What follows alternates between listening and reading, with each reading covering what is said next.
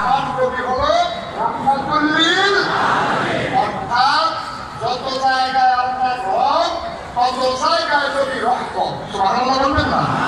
আজান করে আমরা আয়াতটা পড়ি দেখি। ওয়ামা আরসালনাকা ইল্লা রাহমাতাল লিল আলামিন। ও জনবীর মুসলমান, বীর চট্টলার বীর জনতা, গভীর মনোযোগ দিয়ে শুনতে হবে। আমার নবীকে আল্লাহ রহমত করে বানালেন। এই নবী শুধু ব্যক্তি জীবনে রহমত না, প্রতি ব্যক্তি জীবনে রহমত, পরিবার জীবনে তিনি রহমত, সামাজিক জীবনে তিনি রহমত, অর্থনৈতিক জীবনে তিনি রহমত, রাজনৈতিক প্রেক্ষাপটে তিনি রহমত, গোটা পৃথিবীর মানুষের সাথে মানুষের সম্পর্ক সেখানে তিনি রহমত। মানুষের ইন্টারন্যাশনাল রিলেশন, গোটা পৃথিবীর মানুষের সাথে মানুষের সম্পর্ক হবে কেমন, সেখানে আমার নবী উসওয়াতুন হাসানাহ, যিনি আল্লাহ ঘোষণা দিয়ে দিলেন লাকাদ কানা লাকুম ফি রাসূলিল্লাহি উসওয়াতুন হাসানাহ। তিনি হলেন মডেল, তিনি হলেন আইডল, তিনি হলেন আইকন, তিনি হলেন আদর্শ, তিনি হলেন নমুনা।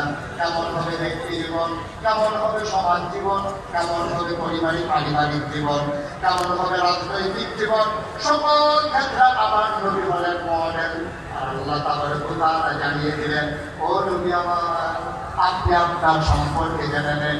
কোরআনে আল্লাহ ওয়াজ করে দিলেন, ফাবিমা রাহমাতিন মিনাল্লাহ, ফাবিমা রাহমাতিন মিনাল্লাহ, ফাবিমা রাহমাতিন মিনাল্লাহি লিনতা লাহুম ওয়ালাউ কুনতা ফাযযান গালিযাল কলব لانفضوا من حولك فاعف عنهم واستغفر لهم وشاورهم في الأمر فإذا عزمت فتوكل على الله إن الله يحب المتوكلين.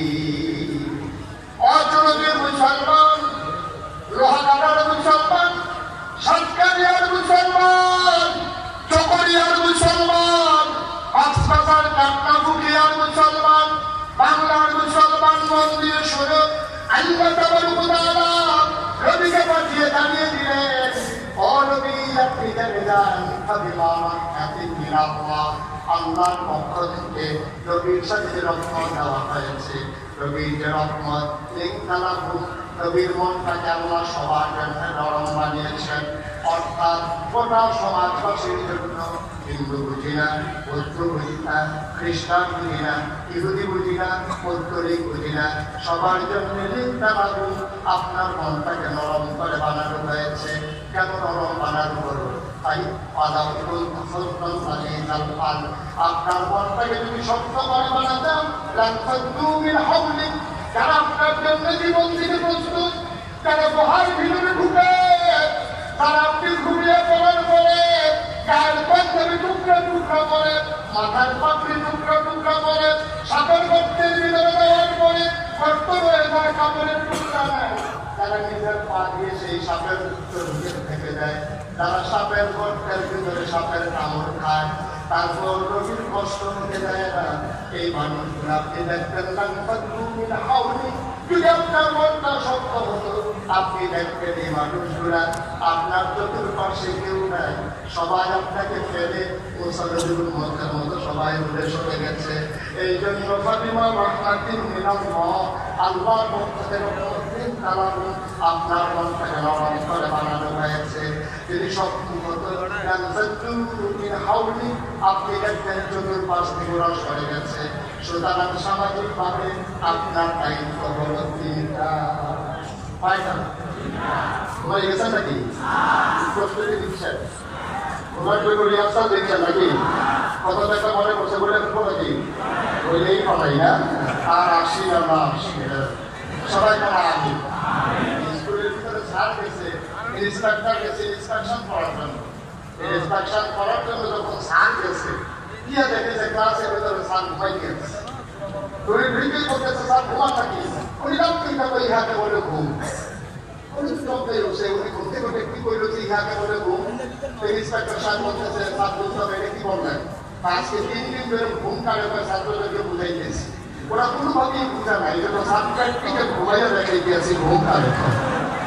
আর বলতেছে ভালো টিচার ওনাকে আমি উপজেলার শ্রেষ্ঠ শিক্ষক নির্বাচন করা হইল। আপনারও রিহার্সাল দিচ্ছে নাকি? ওই জন্য প্র্যাকটিস করছেন? বাংলাদেশের মুসলমান ঘুমিয়ে যায়, বাংলাদেশের মুসলমান মন্ত্র প্রহরীর মতো পাহারা দেয়। আমার 56,000 বর্গ মাইলে শুকুরের খাবারের অধিকার পাবে। বাংলাদেশের মুসলমান আর সীমান্ত পাহারা দেয়, কেউ যেন টুক করে ঢুকে যেতে পারবে। ওরা ঘুমিয়ে যেতে জানে না, ওরা সদা মন্ত্র প্রহরীর মতো আমার দিন, আমার ইসলাম, আমার ভূখণ্ড, আমার স্বাধীনতা, আমার খেটে খাওয়া মানুষ ওরা পাহারা দিতে পারে। এই জন্য মন্ত্র মুজাহিদ থেকে থেকে মন্ত্র প্রহরীর মতো জানিয়ে দিতে হবে এই ভূখণ্ড কোন দুষ্কৃতিকারীর জন্য নয়, এই ভূখণ্ড কোন সালাম শাসনের জন্য নয়। এই ভূখণ্ড তাই স্থান পাবে তারা মানুষের হৃদয় জায়গা করে নিতে পারে। একটা দিনের জন্য আসেনি, ইসলাম কোন মাসের জন্য আসেনি, ইসলাম কোন বছরের জন্য আসেনি। একটা মানুষের জন্ম থেকে মৃত্যু, রান্নাঘর থেকে সংসদ ভবন, সব জায়গায় যারা ইসলাম ধারণ করে তারাই হচ্ছে ইসলামের ধারক বাহক।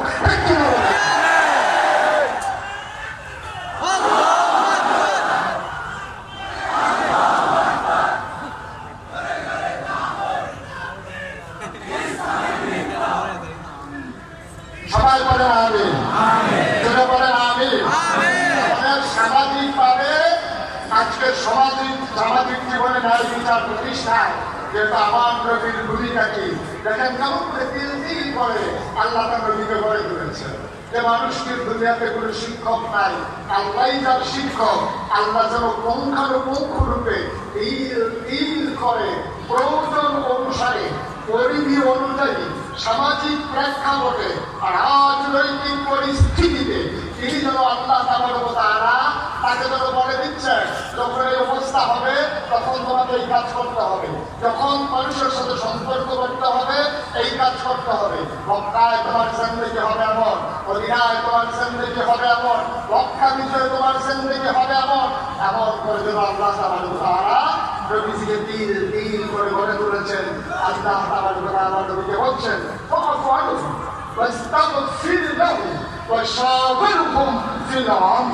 সুতরাং তোমাদের আপনি নবী, আপনার উপরে 3টা দায়িত্ব।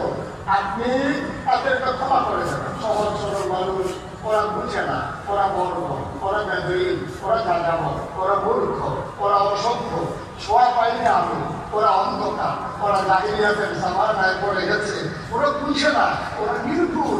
সুতরাং আপনার দায়িত্ব হলো কোনো অসদাচরণ হলেও আপনি তাদেরকে মাফ করে দেওয়া। সুবহানাল্লাহ বলবেন না? আল্লাহ তাআলা নবীকে বলে দিলেন আপনার দায়িত্ব মাফ করে দেওয়া। খেয়াল করে দেখেন, আজকে এই ১,৫০০ বছর আগে রবীন্দ্রনাথ এসেছেন, তখন একটা ইউনিভার্সিটি ছিল না, একটা কামিল মাদ্রাসা ছিল না, একটা দাওয়া হাদিস মাদ্রাসা ছিল না, একটা ফাজিল মাদ্রাসা ছিল না, একটা ইন্টারমিডিয়েট কলেজ ছিল না, একটা বিশ্ববিদ্যালয় কলেজ ছিল না, একটা আলিম দাখিল মাদ্রাসা ছিল না, একটা ইন্টারমিডিয়েট কলেজ ছিল না। ছিল না বলতে কিছুই ছিল না। না ছিল বৈশ্য শিক্ষা, না ছিল গণশিক্ষা, না ছিল প্রাইমারি স্কুলের সেই শিক্ষা, না ছিল দারুল আরকাম নামক প্রজেক্টের মাধ্যমে কিছু ওই দালাল শ্রেণীর রূপ তৈরি করা, পুনর্বাসন করার জন্য ওই শিক্ষা ছিল না বলতে কিছুই ছিল না। প্রাইমারি, প্রি প্রাইমারি, বৈশ্য শিক্ষা, গণশিক্ষা, প্রিন্ট মিডিয়া, ইলেকট্রনিক্স মিডিয়া ছিল না বলতে কিছুই ছিল না। না ছিল পোস্ট অফিস, না ছিল কুরিয়ার সার্ভিস, না ছিল ল্যান্ডফোন, না ছিল মোবাইল ফোন, না ছিল গ্রামীণ অবকাঠামো, না ছিল ইউনিয়ন, না ছিল উপজেলা, না ছিল জেলা, না ছিল সংসদীয় আসন, রাজধানী ছিল না, একক কোনো রাজনীতিবিদ ছিল না, ক্ষমতার কেন্দ্র ছিল না। তখন ছিল একজন কাউন্সিলর, একজন চেয়ারম্যান, একজন উপজেলা চেয়ারম্যান, ভাইস চেয়ারম্যান, ছিল না সংসদীয় আসনের এমপি, ছিল না প্রধানমন্ত্রী। সংসদ বলতে কাফেরদের পরামর্শ সভা, সেখানে বসে বসে মানুষগুলো যখন ধর্মরতা চর্চা করত, সেই সময়ে তার হাজার বছর আগে নবী আসলেন। আজ পশ্চিমা বিশ্বের মনীষীরা গবেষণা করে আমেরিকা, ব্রিটেন, ফ্রান্স, জার্মানি সব দেশের বিভিন্ন বড় বড় বিশ্ববিদ্যালয়গুলোতে আছে পিএইচডি করছে, ডক্টরেট করছে, মানুষ গবেষণা করছে। ৪,০০০ বছর আগে ওই বর্বর জামানায় তখন একমাত্র একটা মানুষ এসে মোহাম্মদ নামক মানুষটা এসে কোরআন নামক একটা কিতাব দিয়া কেমন করে সমাজ পাল্টে দিল, কেমন করে সমাজ বদলে দিল, কেমন করে সোনালী আলুতে ভরে দিল, কেমন করে সোনালী সূর্য মধ্য আকাশে নিয়ে আসলো, কেমন করে বেকার এলাকা মানুষগুলোকে কেমন করে ওরা মানুষগুলোকে সুসভ্য, সুশীল, ভদ্র, আধুনিক, আল্লাহওয়ালা পরহেজগার মানুষে পরিণত করে দিল। আজকে গবেষণার বিষয় হয়ে দাঁড়ালো, ওরা জানিয়ে দিল।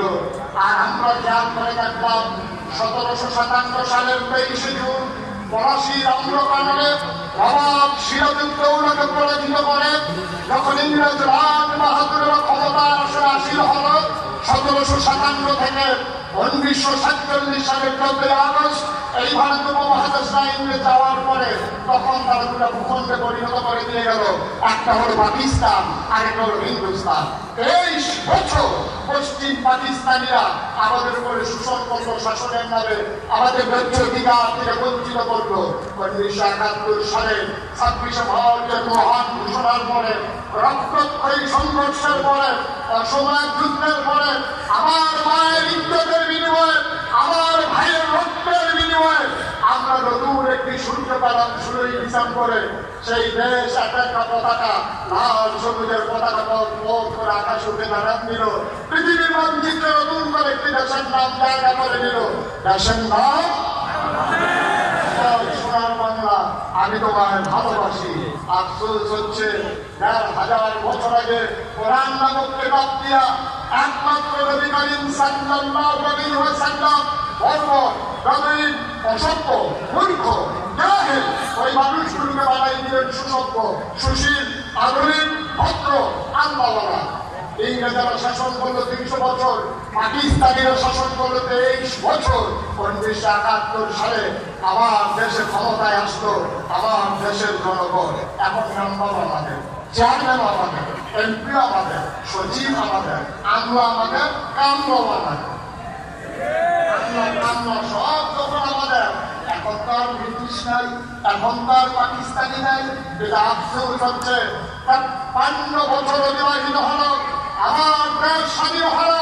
হাওলাদার বৈষ্ণবে যারা গ্রহণ করেছে, আঙ্গুল ফুলে কলা গাছের বদলে তাল গাছ হয়েছে। এটা আমার দেশের রিক্সা শ্রমিক জনতা, আমার দেশের খেতে খাওয়া মানুষ, তাদের ভাগ্যের কোনো বদল হয় নাই। আমরা দেখেছি তত্ত্বগত, কেউ সেটা বলেছে সোনার বাংলা দেবো, কেউ বলেছে নতুন বাংলা দেবো।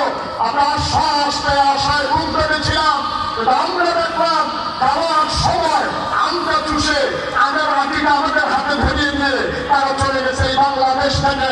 আমরা দেখালাম তত্ত্বগত একেবারে তৃণমূল পর্যায় থেকে রাষ্ট্রের সর্বোচ্চ পর্যায় পর্যন্ত, প্রতিরোধ থেকে শুরু করে প্রধানমন্ত্রী পর্যন্ত সব জায়গায় পাওয়া গেল আর বর্তমানের হেডকোয়ার্টার।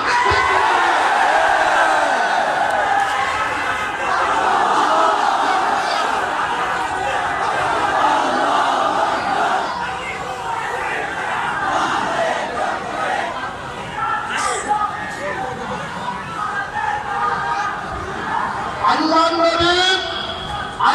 নবী মাত্র ২৩ বছরে এই মক্কার জমিন আর মদিনার জমিন ব্যবহার করে ওরা পৃথিবীর মানুষের আঙ্গুল দিয়ে দেখিয়ে দিলেন ভদ্রতা কাকে বলে, সভ্যতা কাকে বলে, মানুষ কাকে বলে। আফসোস ৫৫ বছর পার হলো, না পেলাম স্বাধীনতা, না পেলাম ন্যায্য অধিকার। স্বাধীনতা কাকে বলে আমরা বুঝলাম না। এই জন্য সরকার দুঃখ করে বলেছিলেন ছড়া যাবে না, ছোঁয়া যাবে না, বলা যাবে না কথা, রক্ত দিয়ে কিনে নিলাম আজব স্বাধীনতা। আজব স্বাধীন বাংলাদেশ আমরা চাই নাই, ঠিক কিনা বলেন? ১,০০০ বছর আগে বিদায় হজের ভাষণে আল্লাহ নবী যেই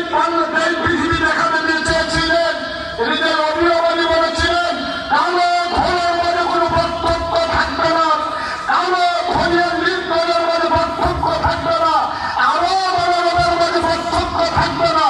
1000 বছর পরে আমরা দেখলাম আজকে দলীয় বিরোধীদের মধ্যে কোনো পার্থক্য দেখা দিয়েছে। একদল মানুষ আঙ্গুল ফুলে পড়া গাছ হয়েছে, আর একদল মানুষ বন্দী হয়েছে। একদল মানুষ আনন্দের ঈদ কাটিয়েছে বিদেশে গিয়ে, আর আরেকদল মানুষের ছোট্ট ছেলেটা রঙিন জামা পরে অপেক্ষা করছে বাবা আসলে হাত ধরে তারপর ঈদগাহে যাবে। আপনি বুঝবেন তার কষ্ট, আপনি বুঝবেন তার বাবা যে বাচ্চাটা রঙিন কাপড় পরে অপেক্ষা করছে আম্মা আমি ঈদগাহে যাবো। বাবা যখন আঙ্গুলে ধরে ধরে নিয়ে যাবে, সেই মা জানে না তার সাথে আছে কি নাই, সে সন্তান জানে না তার বাবা আছে কি নাই। কে দুঃসহ যাবো না, কে একদমরা, কে বহুত ঠান্ডা আপনাকে বোঝানো যাবে না। মাস থেকে 1000 বছর আগে নবী যে ইসলাম দিয়ে দিয়েছিলেন, নবী যে সম্পদের কথা বলেছিলেন, নবী যে আদর্শের কথা বলেছিলেন, এর বাইরে যাওয়ার আমাদের কোনো সুযোগ নাই। ঠিক কিনা বলে? আপনাদের মনে বাংলাদেশটাই যে সোনালী মদিনা নবী বলেছিলেন। আমরা 56,000 বর্গ মাইলের বাংলাদেশটাই থেকে দক্ষিণের রূপসা থেকে পাথুরিয়া, আমরা সেই সমাজ চাই। নবী যেমন করে বলেছিলেন আল্লাহ যেমন বলেছিলেন আপনি প্রতিশোধ পরায়ণ হবেন না, আপনি মাফ করে দেন। আমরা সেই জিনিসটা 17 বছরে পাই নাই। করোনার ইতিহাসকে জানিয়ে মিথ্যা সাক্ষী দিয়ে বাংলার জমিনে ইসলামকে গান করতে চেয়েছে, তাদেরকে সেই জায়গাকে বড় পূর্ণতা না দিয়ে তাদেরকে লাশ বানিয়ে দেওয়া হয়েছে।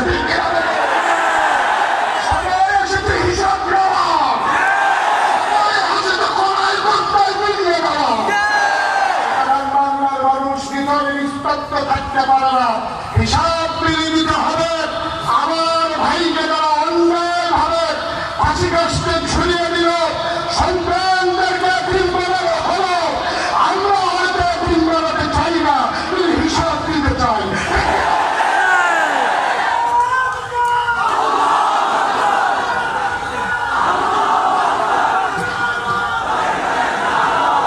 আল্লাহ নবী কান্নার একটা ব্যবস্থা করছি, আপনি তো মাফ চাই করেই দেবেন, আবার আপনি আল্লাহর কাছে তাদের পক্ষ হয়ে মাফ চাইবেন। আবার আপনি যে কোনো কাজের ক্ষেত্রে পরামর্শ করবেন। যখন ঐক্যবদ্ধ হয়ে যাবেন তারপর আপনি আল্লাহর উপরে ভরসা করবেন। এটাই হচ্ছে নবীর সামনের মদিনা, এটাই হচ্ছে নবীর সামনের মক্কা। আর আমরা সামাজিকভাবে সেই সামনের বাংলাদেশ চাই নাকি চাই না? চাই নাকি চাই না? অন্যায়কে আমরা অন্যায় করতে চাই, ন্যায়কে আমরা ন্যায় করতে চাই। ঠিক কিনা বলেন? সাদাকে সাদা, কালোকে কালো, ধুলোকে ধুলো। আমরা লম্বাকে লম্বা বলতে চাই, খাটোকে কালো বলতে চাই। আমরা গর্ব ভরে ওই পাপিকে পাপি বলতে চাই। আমরা সাংবাদিক সম্মেলন করে বলতে চাই না আমার প্রিয় 400 কোটি টাকার পাবি। লজ্জার কথা হয়েছে। একটা দেশের প্রধান সাংবাদিক সম্মেলন করে সোশ্যাল মিডিয়াকে দেখে, প্রিন্ট মিডিয়ার মাধ্যমে, ইলেকট্রনিক্স মিডিয়ার মাধ্যমে ওরা বিশ্ববাসীকে জানান দিচ্ছে ওনার প্রিয় 400 কোটি টাকার মালিক। আফসোস সেদিন ওখানে ওই সাংবাদিক ছিল না যে ইচ্ছে করলে বলতে পারতো ইহুদি হয়ে 400, আপনি না জানি কত।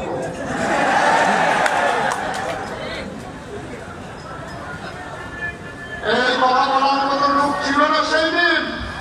দালাল মিডিয়া, হলুদ সাংবাদিকতা কেমন করে পদগ্রহণ করা লাগে বাংলাদেশের মানুষ 17 বছর ধরে মিডিয়ার ভূমিকা দেখেছে।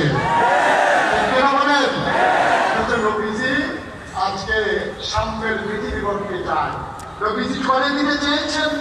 আর নবীর ওয়ারাসাতুল আম্বিয়া আর ওয়ারাসাতুল আম্বিয়া একদল জাগ্রত মানুষ, একদল আলেমে দ্বীন, একদল পথে মুজাহিদ নবীর রেখে যাওয়া সেই সম্পর্কে সামনের দিকে এগিয়ে নিয়ে যেতে চায়।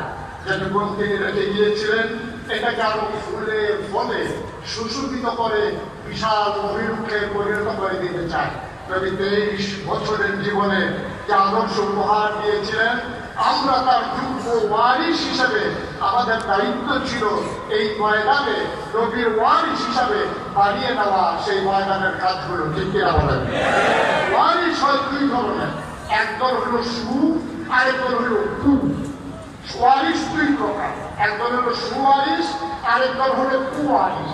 যারা সুওয়ারিস তারা রেখে দেওয়া বাবার সম্পর্কে বাড়ায়। সে যদি 10 টাকা জমি পায় বাবা থেকে, সে কষ্ট করে করে কয়েক বছরের ব্যবধানে 15 টাকা বাড়াইতে চায়।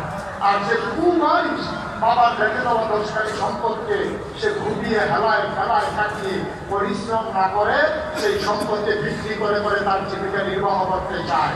আজকে আমরা বাংলাদেশে দেখেছি 17 বছরের ব্যবধানে নবীর সুওয়ারিসরা যেমন টিকেছিল মাথা বান্ধা বোঝার মাথায় নিয়ে, যেমন করে তারা ঘুম ক্ষুণ্ণ ব্যাখ্যা করে নবীর সুওয়ারিসেরা নবীর দিনকে টিকিয়ে রাখার জন্য পালিয়ে বেরিয়েছে, লুকিয়ে বেরিয়েছে, ঘরের ভিতরে যা থাকতে পারেনি, স্বাভাবিক জিন্দগি তাদের ছিল না, তারপরে নবীর আদর্শকে বিলীন হতে দেয়নি।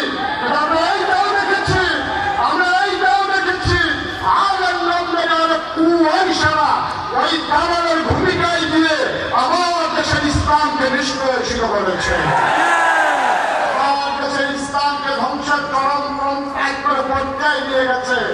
আমরা নবীর কুওয়ারিস হতে চাই না, আমরা নবীর সুওয়ারিস হিসাবে থাকতে চাই। ফায়সালা হবে সেদিন, কিয়ামতের ময়দানে থেকে উঠবে মানুষ, সেদিন ফায়সালা হবে কারা সুওয়ারিস কারা কুওয়ারিস। যারা সিরাতের ময়দানে আমাদের মসজিদে আরোহণ করে আইন শৃঙ্খলা রক্ষাকারী বাহিনীকে ব্যবহার করে হামলা হামলার ভয় দেখিয়ে সিরাত ময়দানে ওই আলেমদেরকে কথা বলতে দেয়নি।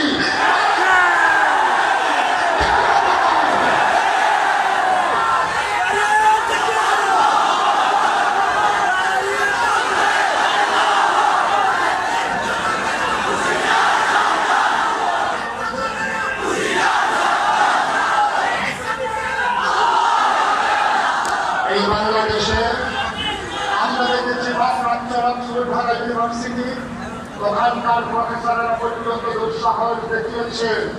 ওরা বলেছে যারা পর্দা করে, খেয়াল করে, যারা পর্দা করে, হিজাব লাগায়, মেকআপ করে, ওই সমস্ত মেয়েরা ঢাকা ইউনিভার্সিটিতে যারা পড়তে না আসে। ঠিক কিনা বলেন?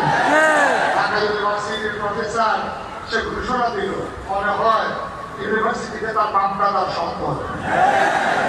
এই ইউনিভার্সিটির বেতন হয় আবার আপনার রক্তের টাকায়, ইউনিভার্সিটির কর্মচারীদের বেতন হয় রিক্সাওয়ালার ঘামে জমা টাকায়।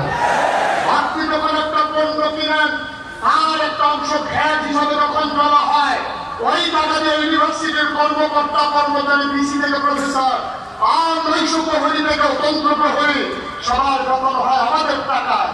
শতকরা ৯২ জন লোক মুসলমানের দেশে, যেই দেশে আসা নামাজ পড়ে দরুদ করতে করতে মানুষ ঘুমোতে যায়, যেই দেশে ফজরের আযান শুনলে আমার ঘুম ভাঙে, পাখির কোনো কাকলিতে যাদের আনন্দ কোনোদিন শুরু হয়, যে দেশে মসজিদের দেশ, যে দেশ বক্তব্যের দেশ, যে দেশ আলেম ওলামার দেশ, যে দেশে হক্কানি পীর মাশায়েখরা চৌধুরী শাহ সাহেবের মতো মানুষেরা যারা মানুষদেরকে ন্যায়ের বদলে লুঙ্গি পরা শিখিয়েছে, হরে নামের জায়গায় কলমা পড়তে শিখিয়েছে, শ্রীর জায়গায় মোহাম্মদ রাখতে শিখিয়েছে, টিকির বদলে টুপি পড়তে শিখিয়েছে, সেই শতকরা ৯২ জন লোক মুসলমানের দেশে মুসলমান নামধারী ঢাকা ইউনিভার্সিটির প্রফেসর যখন বক্তার বিরুদ্ধে কথা বলে, তখন আমি সেদিন বলেছিলাম কোন রাজধানীতে শীতবাদ নিয়ন্ত্রিত পক্ষে বসে পুলিশ পাহারায় ইসলামের বিরোধিতা করে সহজ রাজনীতির জমিয়ে সরাবো।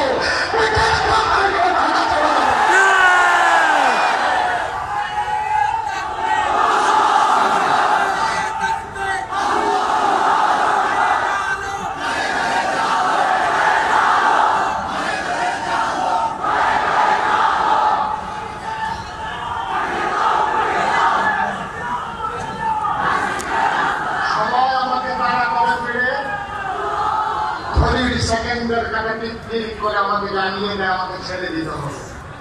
রাষ্ট্রীয় প্রোগ্রাম, সাংগঠনিক প্রোগ্রাম, ইজার দেওয়া প্রোগ্রাম সাথে করে জটিল হয়ে গেছে।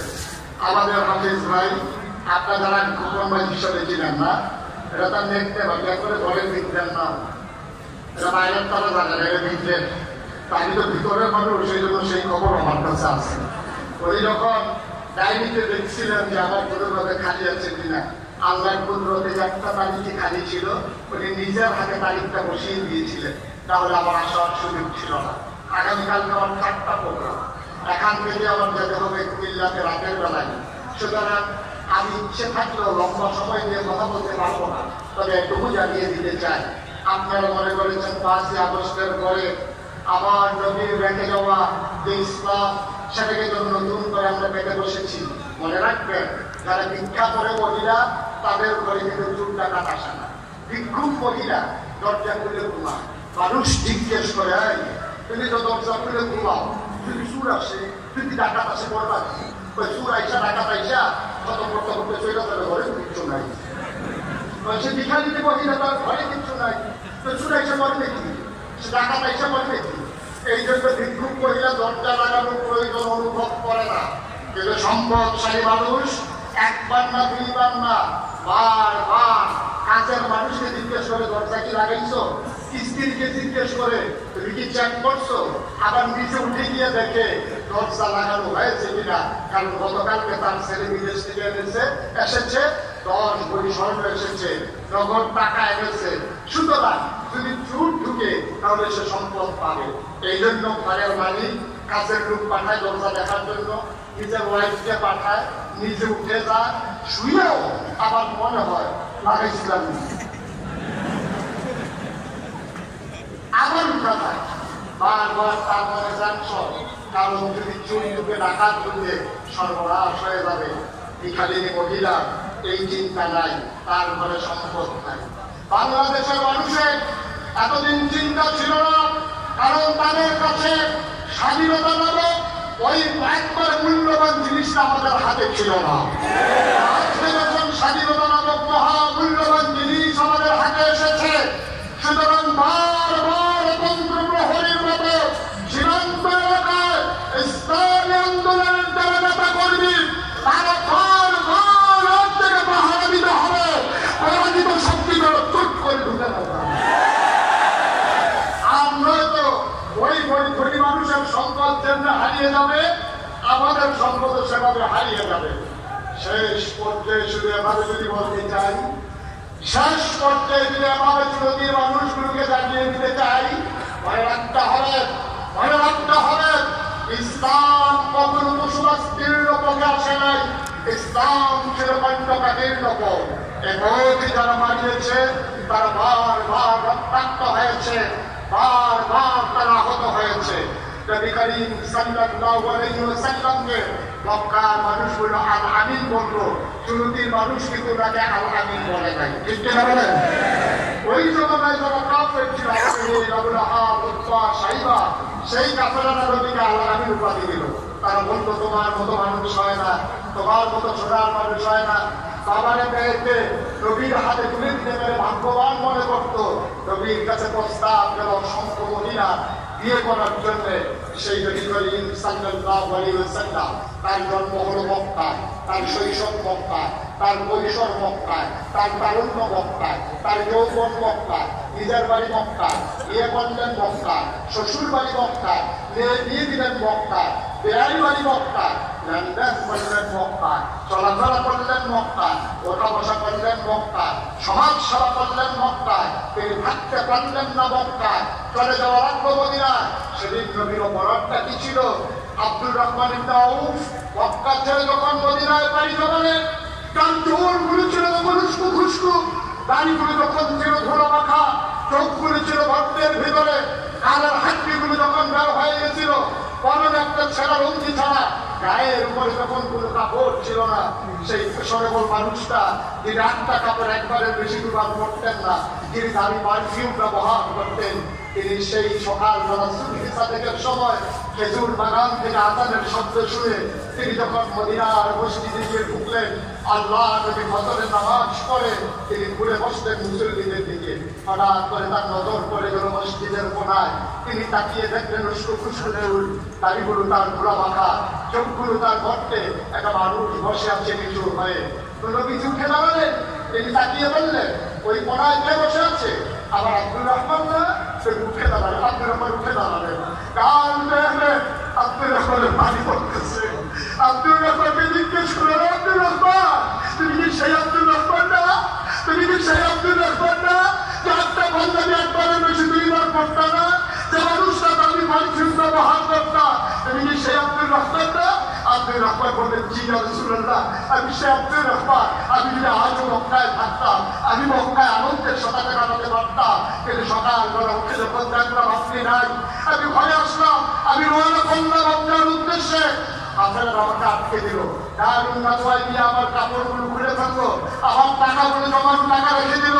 আমি রাতের আধারে আবার বের হয়ে গেলাম, পথ বাড়ি দিয়ে গোসল না করে, খাবার না খেয়ে আমি আজকে সকালবেলা মদিনার সীমান্ত ক্রস করেছি, বর্ডার পার হয়েছি। আমি ইচ্ছে করলে আনন্দ করতে পারতাম, কিন্তু সেই মক্কায় আমার নবী নাই, সেই মক্কায় আব্দুর রহমান থাকবে না। শুনতে পাচ্ছি না, আমি অস্তিত্বে গিয়েছিলাম। ও নবী, সেই নবীকে এক নজর না দেখলে পাগল হয়ে যায়। আপনি নাই, এই মক্কা আমার না। আমি যেন রওনা করলাম, আজকে এসে ঢুকলাম। আব্দুর রহমানকে নবী বললেন, মদিনার মুসলমান জায়গা করে না। মসজিদের ভিতরে রাস্তা হয়ে গেল লম্বা করে। আব্দুর রহমান আনমনে মাথাটা নিচু করে নবীর দিকে হাঁটতেছে। কদমটা চলে না, শরীরটার কাঁপে, কাল বেয়ে টপ টপ করে পানি পড়ে। নবী এটাকে থামলেন, জড়িয়ে ধরলেন বুকের মাঝে। তিনি চোখের পানি দিয়ে আব্দুর রহমানের পিঠ ভিজিয়ে দিলেন, আব্দুর রহমানের চোখের পানি দিয়ে নবীর বুক ভিজিয়ে দিলেন। এবার আব্দুর রহমান নবীকে আত্ম করে ছেড়ে দিয়ে জিজ্ঞেস করলেন, ইয়া রাসূলুল্লাহ, ইয়া হাবিবাল্লাহ, আমার অপরাধটা কি? কোনোদিন কোনো মানুষের গায়ে হাত উঠাই নাই, কোনোদিন মানুষের উপরে জুলুম করি নাই, পারলে উপকার করেছি, ক্ষতি করি নাই। ওহরবি আবার কোনোদিন একটা মানুষকে ধমকও দিই নাই, কোনোদিন ঝগড়ার ছোট একটা গালিও দিই নাই। অপরাধটা আমার কি? নবীজি বলছে, হেসে বলবে, ও আব্দুর রহমান, তোমার আমার সেই অপরাধ, তোমার তো সেই অপরাধ যে কারণে আমি মক্কায় থাকতে পারি নাই, তুমিও থাকতে পারো নাই। আব্দুর রহমান জানতে চান অপরাধটা আমার কি?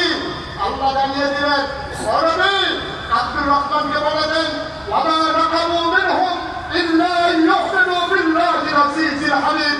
আব্দুর রহমানের একটাই অপরাধ, ওই মহাপরাক্রমশালী আল্লাহর উপর ঈমান এনেছে। ঠিক কি বলে?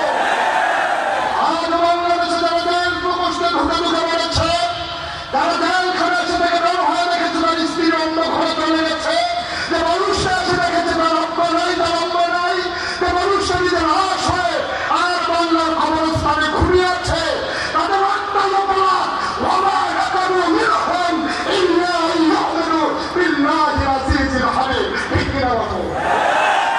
জানিয়ে দিতে চাই, ইসলামের পথ কখনো কুসুমাস্তীর্ণ নয়, এই পথ খণ্ডকাকীর্ণ, এই পথ কাটা বেছানো। সুতরাং আজকে দীপ্ত শপথ দিতে হবে, আজকে দীপ্ত শপথ দিতে হবে, শিশারা প্রাচীরের মতো ঐক্যবদ্ধতা তৈরি করে জানিয়ে দিতে হবে, আমরা জানি এই পথে চলতে গেলে বাংলা হবে, আমরা হবে,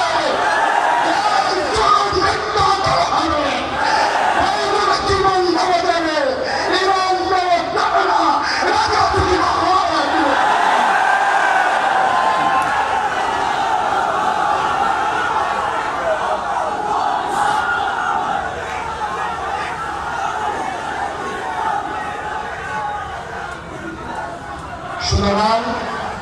সুতরাং স্লোগানে সিরাত ময়দান কাঁপিয়ে দেওয়াই আমাদের উদ্দেশ্য না।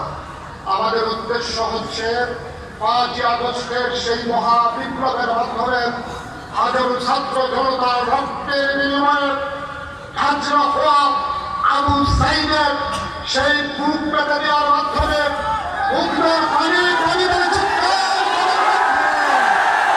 এই স্বাধীনতা বাংলাদেশ অর্জন করেছে। এই